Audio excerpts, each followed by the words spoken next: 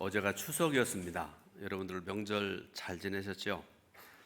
저는 한 10시 한 40분쯤에 교회 나와서 오전 일부분에 또 오후 저녁 때까지 줄 준비하고 하루를 보냈습니다. 지난 주일 지나고 난 다음에 이제 보니까 명절이 토요일이고 그 다음 날이 주일이고 그래서 주일 다음 주일 때, 그러니까 오늘이죠. 이번 주일에는 가족에 대한, 가정에 대한 말씀을 전해야 되겠다, 그런 생각을 했고요. 그래서 오늘 우리가 읽은 본문의 말씀을 통해서 이제 가정에 대한 말씀을 전해 드릴 텐데, 아마 여러분들이 이 본문 말씀을 통해서 여러 번 설교를 들었고 저도 본문을 중심으로 해서 말씀을 전했던 기억도 있습니다. 말씀의 제목이 행복한 가정이란 제목인데, 행복한 가정은 어떤 가정일까를 생각을 해보고, 그리고 또 본문 말씀을 통해서 함께 은혜 받으려고 합니다. 여러분들 중에서도 경험해 보셨겠지만 여러분, 전통적인 가정, 우리가 한국이 그런 얘기들을 많이 하잖아요. 전통적인 가정. 전통적인 가정은 어떤 가정을 얘기하는가 하면 일반적으로 부모와 자녀가 있는 그런 가정. 지금의 가정, 일부의 가정들하고는 좀 다른 모습이잖아요. 예전에는 자녀들을 너무 많이 낳아서 우리 어르신들은 그 산하 제한이라는 그런 거 들어보셨잖아요. 애를 너무 많이 낳으면 안 된다. 2명 이상 낳으면 안 된다. 저도 중학교, 고등학교 때 이런 얘기를 너무나 많이 들었고요. 그래서 셋을 낳으면 불이익을 당하는 그런 경험들도 있었고 그런데요. 어쨌든 간에 그런 지금은 생소한 제도와 정책들이 있었습니다. 그래서 이렇게 부모와 자녀들로 이루어진 그런 가정들, 많은 자녀들을 둔 그런 가정들이 전통적인 가정의 모습이었죠. 그런데 당시에 자녀하면 지금은 하나 낳는 가정들 많고요, 안 낳는 가정도 있고요, 둘 낳으면 박수 쳐주고요, 3명 자녀를 낳으면 나라에서 상을 주잖아요. 어쨌든 간에 당시에는 적어도 한 가정의 자녀들 숫자가 3명 내지 5명 정도, 심지어는 그 이상의 자녀들을 둔 가정들도 많았지 않습니까? 그리고 부모, 자녀로 이루어진 가정을 뛰어넘어서 한 세대가 더 있어지는, 그러니까 조부모님 계시고 부모님 계시고 자녀들 있고 3대가 이루어지는 가정들이 많았잖아요. 저희 가정도 어렸을 때 생각을 해보면 제가 7남매 중에 막내인데 60년대, 70년대 설이나 추석을 생각을 해보면 이번에도 이제 가지 못하고 저희 큰형님이 이번 추석 때 각자 집에서 추석을 세자 그렇게 말씀하셨어요. 저희 형님이 저보다 20살 위신데 그 형님이 그런 말씀이 계셔서 감사함으로 이제 어제 추석을 지내는데 가만히 앉아서 생각을 해봤습니다.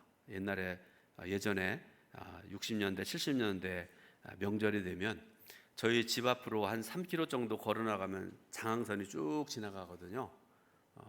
평야가 있고 그쪽으로 쭉 장항선이 한참 동안 지나가게 되는데, 그때의 생각을 해봤습니다. 참 아름다웠던 시절이었다 생각을 하고요.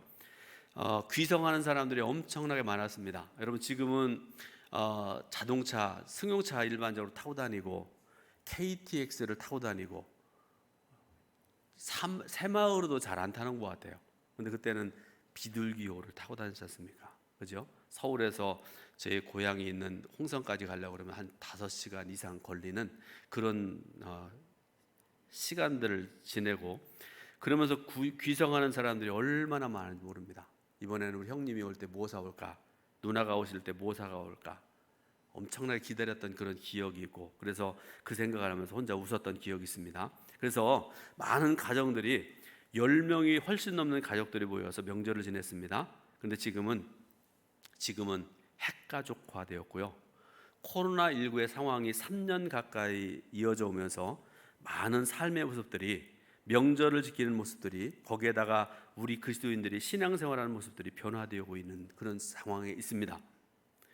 자, 전통적인 가정의 모습에 비추어 보게 된다면 지금의 우리의 모습들은요, 아주 생소한 그런 모습들이죠. 예를 들어서 한부모 가족 아시죠? 한부모 가족, 또 미혼 부모 가족, 1인 가구, 법률 외 혼인, 뭐 이런 이야기들 여러분 지금은 우리가 아무렇지 않게 사용하는데요. 예전에는 이런 것들 상상조차 못했던 그런 상황이지 않습니까? 근데 분명한 것은 새로운 가족의 출현을 우리는 인정할 수밖에 없다는 것이고요. 정부나 지자체나 적극적으로 지원하고 실질적인 정책의 필요성을 이야기하는 목소리들이 많아졌고요. 또 그렇게 해야 되는 그런 상황입니다. 그렇다면 특별히 코로나 상황에서의 가족 관계에는 어떤 변화가 일어났을까? 제가 어떤 조사를 여러분들에게 소개해 드리려고 그러는데요. 작년에 여성가족부와 한국여성정책연구원이 조사에서 발표한 코로나19로 인한 가족 변화와 정책 과제, 이런 주제를 가지고 이제 연구한 내용을 잠깐 말씀드리면, 코로나19 기간 동안에 가족과 함께 집에 있는 시간이 증가했다는 응답자의 비율이 75%가 넘었습니다. 그죠? 밖에 나갈 수 없으니까 가족들과 함께 하는 생활들이 많았다. 두 번째로, 가족이 함께 식사하는 시간이 많아졌다는 응답도 67%가 넘었습니다. 불가피했죠. 밖에 나가서 친구 만날 수 없고 직장에서 함께 식사할 수도 없고, 그러니까 집에서 가족들과 함께 생활하고 식사할 수밖에 없는 그런 상황이었단 말씀이죠. 거기에 비해서 코로나19 기간 동안에 가족 간 갈등 경험이 있다고 응답한 비율이 남성으로 말하면 33%, 여성으로 말하면 40%. 그러니까 3명 중에 1명은 가족 간에 갈등이 있었다, 어려움이 있었다, 그런 응답을 했다는 그런 말씀이고요. 또 하나, 코로나19 기간 동안에 우울증이 있었다, 스트레스가 심했다.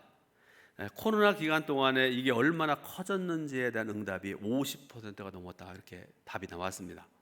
결론적으로 코로나19 기간 동안에 가족이 함께 있는 시간은 늘었지만 가족 간의 갈등을 경험했고, 또 가족 간의 우울증을 알았고, 스트레스는 더 커졌다는 그런 결과 아니겠습니까? 자, 가족이 함께 있다고 해서 항상 좋은 일만 있는 거 아니고요. 항상 긍정적인 것이 아니라 오히려 크고 작은 갈등이 발생했고, 가족들끼리의 소통의 문제가 더욱 중요한 이슈가 되기도 했다는 그런 결과이기도 합니다. 특히 결혼해서 30년 이상을 살아온 부부가 이혼하는 비율이 10년 전에 비해서 2.5배가 늘어났다고 그래요. 결혼해서 30년 이상 살아오신 부부들 잘 들으셔요. 소위 황혼, 이혼, 여러분 많이 들어보셨죠?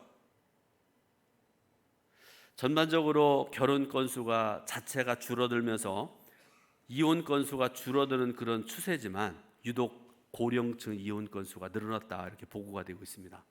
전년 대비 모든 연령의 이혼율이 감소했는데 유독 60세 이상 30년 이상 결혼 생활한 부부의 이혼 건수는 17,869건, 그래서 전년 대비 7.5%가 증가했다, 이렇게 보고가 되고 있습니다. 그러면 이런 상황에서 가정에 대한 설교는 어떻게 해야 될까? 중요한 문제잖아요. 우선은 목회자가 성도들의 다양한 삶의 고민과 아픔에 대해서 보다 겸손하고 열린 자세로 접근해야 된다, 그런 첫 번째 말씀입니다. 두 번째로는 성도의 가정에 발생하는 구체적인 변화와 그에 따라 발생할 수 있는 여러 가지 어려움에 대한 충분한 이해가 선행돼야 된다, 이렇게 말씀을 하고 있습니다. 전통적인 목회에서의 성토적인 그런 전략과 접근 방식을 과신하거나 맹목적으로 답습해서는 효과가 없을 뿐만 아니라 오히려 성도들의 마음에 상처를 남길 수가 있다, 그렇게 말씀을 하고 있습니다. 흔히 명절 때 가족과 친척들 사이에서도 주의해야 될 말들이 있다고 그래요. 그런 주제가 있다고 말씀을 합니다. 3가지, 여러분 이게 전주에 말씀 전했더라고 하면 저 좋았을 텐데요. 첫 번째로, 절대로 이 말 하지 말라는 말씀입니다. 너 언제 결혼할 거냐? 요새 30 넘어서 결혼 안 하는 사람들 많잖아요. 그런데 그 자녀를 앞에 두고 너 언제 결혼할 거니? 말하지 말아야 된대요. 두 번째로, 취직 안 할 거야? 하고 싶어도 지금 어렵잖아요. 그죠? 받아주는 데가 없으니까요. 세 번째로, 아기는 언제 낳을 건데? 절대로 하지 말아야 됩니다. 아무리 가까운 친족이고 친척들이라 할지라도 반가워서 또 한편으로는 걱정해 준다는 그런 마음으로 불쑥 던져지는 이야기들이 상처를 줄 수 있는 것처럼 목회자들이 지나치게 당위적인 내용과 태도로 설교하면 교회로 오는 성도들의 발걸음을 막을 수도 있다라는 그런 말씀입니다. 모든 목회자들이 가정 사역의 전문가는 아닙니다. 저도 가정 사역 잘 몰라요. 솔직히 말씀드려서 모든 것을 알지도 못하고 심지어는 목사 자신의 가정도 자신할 수 없습니다. 제 아내가 어떤 생각을 하고 있는지 저는 잘 몰라요. 확실히 몰라요. 제 자녀들이 어떤 생각을 하는지 저도 잘 몰라요. 어제 예배드리고 아침 먹으면서 잠깐 이렇게 제가 권면도 하고 듣기도 하고 그러는데 서로 얘기할 시간도 별로 없어요. 그저께도 제가 밤 늦게까지 교회에 있다가 들어갔고 어제도 그랬고요. 사실 대화할 시간들이 그렇게 많지 않습니다. 자, 그런 상황에서 목회자가 가져야 할 태도는 강도 만난 자와 함께했던 그 사람과 같은 그런 동질감을 가지고 겸허하게 접근을 해야 되고 다른 이들의 아픈 이야기를 경청할 수 있는 목회자가 돼야 된다, 그런 말씀입니다. 가정 문제 해결을 위한 만병통치약과 같은 해법은 존재하지 않습니다. 사회적이고 구조적인 문제 때문이라고 핑계댈 수도 없습니다. 결국 스스로가 끌어안고 직접 해결해야 될 문제들이 굉장히 많습니다. 근데 분명한 사실은 가정을 향한 하나님의 비전과 교훈을 분명히 깨닫게 하고 가정의 아름다운 모델들을 보게 하는 것도 굉장히 중요한 해법이 될 수 있다는 그런 말씀입니다. 이런 이야기가 있는데요, 조금 어려운 얘기인데 짧은 얘기니까 한번 들어보시기 바랍니다. 경제적으로 힘들 때 우리는 집을 잃어버렸고 살만해지면서 가정이 깨어지는 경우가 많았다. 다시 한번 말씀드릴게요. 경제적으로 힘들었을 때 우리는 집을 잃어버렸고 살만해지면서 가정이 깨어지는 경우가 많았다. 겉으로는 멀쩡해 보이는데 저 사람은 돈도 잘 벌고 가족들도 괜찮은 것 같은데, 그래서 겉으로 보기에는 멀쩡해 보이는데 들여다보면 이미 사랑이 다 식어져 버렸고 감정의 골이 깊은 가정들이 의외로 많다는 얘기입니다. 그 결과가 뭐예요? 높은 이혼율, 이게 바로 그 결과 아니겠습니까? 코로나19 우리가 3년째를 맞이하면서 여러분의 가정에도 많은 위기가 찾아오고 있지는 않는지 한번 되돌아보는 그런 시간 되었으면 좋겠습니다. 오늘 본문을 통해 주시는 하나님께서 주시는 행복한 가정의 답을 우리가 찾아보려고 그러는데 세 가지를 좀 말씀드릴 텐데요. 첫 번째로 독립과 새로운 연합으로 시작되어지는 가정. 다시 한번 말씀드립니다. 독립과 새로운 연합으로 시작되어지는 가정. 우리가 읽은 본문에서 하나님께서는 사도 바울을 통해서 행복한 가정의 비밀을 말씀을 하고 계세요. 그러므로 올바른 기준과 원리들을 잘 알고 지키면 행복한 가정을 이룰 수 있음을 알기 때문에 우리는 이 말씀에 귀를 기울여야 됩니다. 가정이 어떻게 시작되어지는가를 말씀을 하시는데 오늘 읽은 말씀 중에 5장 31절 말씀, 에베소서 5장 31절 말씀을 같이 봉독해 올립니다. 그러므로 사람이 부모를 떠나 그의 아내와 합하여 그 둘이 한 육체가 될지니 이 비밀이 크도다. 나는 그리스도와 교회에 대하여 말하노라. 아멘. 새로운 한 가정이 정상적이고 올바른 출발을 하려면 부모를 떠나야 된다, 이렇게 말씀을 하세요. 그런데 오늘 우리 사회는 현실적으로 자녀들이 부모님에게 여러 가지로 의존할 수밖에 없는 구조를 가지고 있습니다. 대개 부부가 맞벌이를 하잖아요. 그래서 할머니, 할아버지가 손주들을 돌봐야 주기도 하고요. 이런저런 이유들로 인해서 부모님께로부터 도움을 받을 수밖에 없는 그런 부부들, 그런 가정들이 의외로 많은 것을 알 수가 있습니다. 그런데 이처럼 무언가 부모에게 매여 있으면 가정 안에 언제든지 어려움이 발생할 수 있습니다. 부모만의 생각, 부모만의 감정, 정서, 행동에 영향을 받게 됩니다. 때로는 저가로부터, 때로는 시댁으로부터 도움을 받기 때문에 말은 못하지만 속이 상하고 참고 넘어가야 되는 것들이 있다, 그런 말씀이죠. 도움을 받는 대신에 잃는 것이 분명히 있다라는 그런 말씀입니다. 그러므로 정답은 재정적으로나 정서적으로나 관계적으로도 독립할 수 있어야 된다, 그런 말씀입니다. 부모님 여러분, 결혼한 딸, 결혼한 아들 좀 어려워 보여도 그냥 내버려 두세요. 지들이 알아서 살아가야 돼요. 그럴 돈 있으면 저한테 가져오세요. 부부의 관계는요, 한 육체, 즉 두 사람이 하나가 돼야 된다 이렇게 말씀을 하고 계시죠. 육체뿐만 아니라 마음과 정서가 하나가 돼야 된다 이렇게 말씀을 하세요. 이렇게 부부가 한 몸이 되기 위해서 반드시 알아야 될 것이 있는데요. 자, 또 말씀을 읽습니다. 에베소서 5장 33절 같이 봉독해 올립니다. 그러나 너희도 각각 자기의 아내 사랑하기를 자신같이 하고 아내도 자기 남편을 존경하라. 아멘. 자, 여러분, 아내와 남편의 관계는 사랑과 존경의 관계입니다. 남자는, 저도 남자인데, 남자는요, 아내들 잘 들으시기 바랍니다. 내가 존중받고 있다 생각할 때, 내가 인정받고 있다 생각할 때 행복을 느낀대요. 밖에 나가서 이리 치이고 저리 치이고 그럴 때에도 가정에 들어왔을 때 아내가 당신이 최고입니다. 그럴 때 남편은 행복을 느낀대요. 그래서 남자는요, 존경, 인정, 신뢰 이런 단어를 좋아한다고 그래요. 반대로 아내는 사랑, 관심, 애정과 같은 단어를 좋아한다고 그러는데요. 이처럼 남편과 아내에게는 기본적으로 큰 차이점이 있다 그런 말씀입니다. 따라서 서로가 좋아하는 부분, 서로가 원하는 부분을 충족시켜 나갈 때에 부부는 더 행복해질 수 있다는 그런 말씀이죠. 존경받는 남편이 아내를 더 사랑하게 되고요, 사랑받는 아내는 남편을 더 존경하게 됩니다. 그러므로 성도 여러분, 하나님 말씀 잘 경청하시길 바랍니다. 아내는 남편을 존경하라, 순종하라, 이 말씀은 굴욕적인 복종을 요구하는 그런 말씀이 아닙니다. 또한 남편에게도 도저히 사랑할 수 없고 사랑해서는 안 될 사람을 사랑하라고 말씀하시는 게 아니잖아요.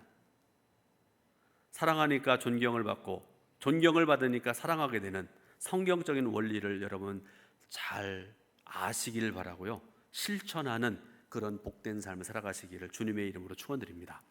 두 번째로는 이렇게 부모를 대하라 이렇게 말씀을 하세요.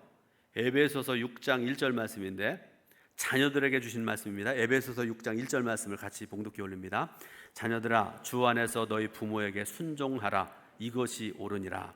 아멘. 부모에게 순종하는 것이 옳은 일이고 바른 일이라 이렇게 말씀을 하십니다.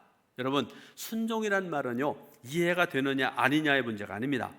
내가 원하느냐 아니냐의 문제도 아닙니다. 다만 기준이 있는데요, 그 기준이 뭔가 하면 주 안에서 순종하라 이렇게 말씀을 하세요. 예를 들어 이런 거지요. 부모님의 생각과 내 생각이 다르더라도 주님의 사랑을 생각하면서 순종하라는 그런 말씀입니다. 반대로 부모의 요구나 의지가 성경과는 거리가 멀거나 비신앙적인 요청을 한다 그러면 그 순종에 제동이 걸릴 수도 있다는 그런 뜻이기도 합니다. 그러나 이런 경우가 아니라면 주님 안에서 부모를 더 존경하고 예수님의 마음과 십자가의 사랑으로 부모의 뜻을 잘 따르고 순종하는 삶을 사는 자녀가 되어야 된다 그런 말씀입니다. 그런데 한 단계 더 나아간 말씀을 에베소서 6장 2절 3절에서 말씀을 하고 계세요. 2장 3절 말씀을 같이 봉독을 합니다. 내 아버지와 어머니를 공경하라. 이것은 약속 있는 첫 계명이니 이로써 내가 잘되고 땅에서 장수하리라. 아멘. 여러분, 순종이 1단계라면 계명, 곧 부모를 공경하라는 그 계명은 다음 단계입니다. 이해되지 아니하고 마음이 내키지 않아도 하는 것이 순종이라고 그러면 공경은 마음을 다해서 섬기는 것입니다. 하나님께서는 모든 부모가 자녀로부터 공경받기를 원하십니다. 그래서 뭐라고 말씀하시는가 하면 내 부모를 공경하면 내가 잘되고 장수하도록 내가 만들어주겠다, 약속의 말씀을 주신 것이라 그런 말씀이죠. 여기서 질문할 수 있을 겁니다. 하나님은 자녀보다 부모를 더 사랑하실까? 또 자녀로부터 공경을 받는 부모가 더 좋을까? 그 공경을 통해 잘되고 장수할 수 있는 자녀들이 더 있을까? 여러분, 이런 여러 가지 질문들을 할 수 있고 그런데요, 여러분, 답은 다 좋습니다. 다 괜찮습니다. 핵심은 부모와 자녀의 관계가 하나님께서는 행복하기를 원하신다는 것입니다. 가정 안에 사랑이 회복되고 질서와 권위가 잘 세워지기를 원하시는 것이 하나님의 뜻이라는 말씀입니다. 하나님께서는 가정을 만드신 분이세요. 세상을 창조하시고 난 다음에 가장 먼저 세우신 것이 가정입니다. 그래서 누구보다도 가정이 행복해지기를 원하세요. 그러므로 자녀 여러분, 부모님의 말씀에 순종하시길 바라고요. 그것이 하나님의 말씀이고 말씀에 순종해 살면 약속하신 놀라운 축복을 여러분의 삶 속에 넘치도록 허락하실 줄로 믿으시길 바랍니다. 세 번째로 부모에게 주신 말씀이 있습니다. 이렇게 자녀를 대하라. 에베소서 6장 3절 말씀인데, 에베소서 6장 3절 말씀 같이 봉독해 올립니다. 또 에베소서 6장 3절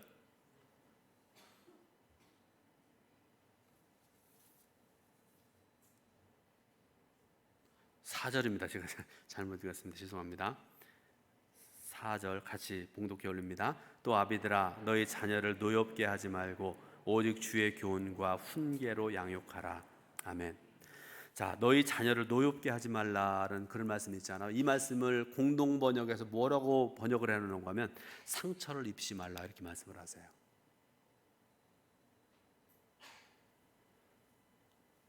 제가 평생을 예수 믿고 성경을 많이 그래도 읽고 설교도 여러 번 하고 그랬는데요, 예전에 몰랐던 것들을 새롭게 깨닫는 경우들이 얼마나 많아요.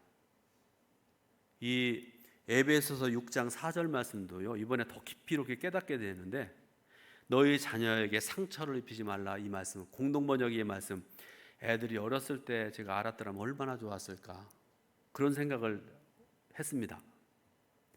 여러분, 상처를 입히지 말라라는 그 말씀의 의미는요, 예를 들어서 아이들을 학대하지 말라, 인격적으로 무시하지 말라, 비난하지 말라, 책망하지 말라, 낙담케 하지 말라, 이 모든 것들을 지칭하는 그런 말씀입니다. 여러분, 부모가 자녀들로부터 아까 주셨던 말씀처럼 존경받는 그런 부모가 되어야 되는데, 그런 부모가 되지 못하는 이유가 있어요.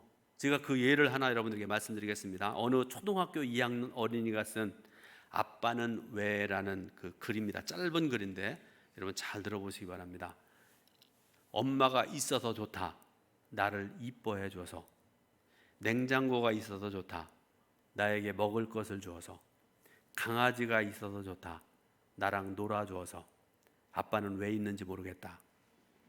네, 아빠들 정신 바짝 차려야 됩니다.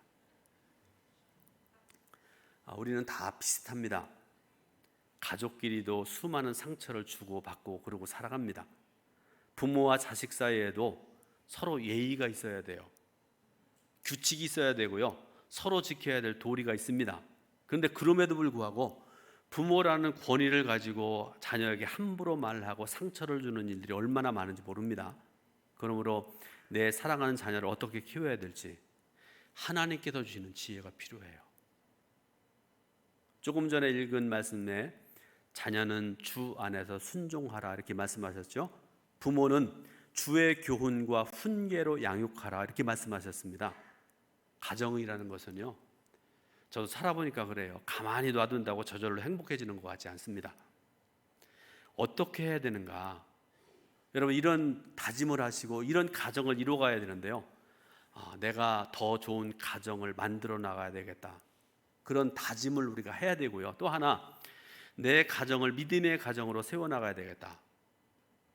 또 하나, 가정을 위해서 내가 더 헌신하고 내가 더 시간을 투자해야 되겠다라는 강한 동기부여를 가지고 결단하고 그런 가정을 만들어 나가야 된다, 그런 말씀입니다.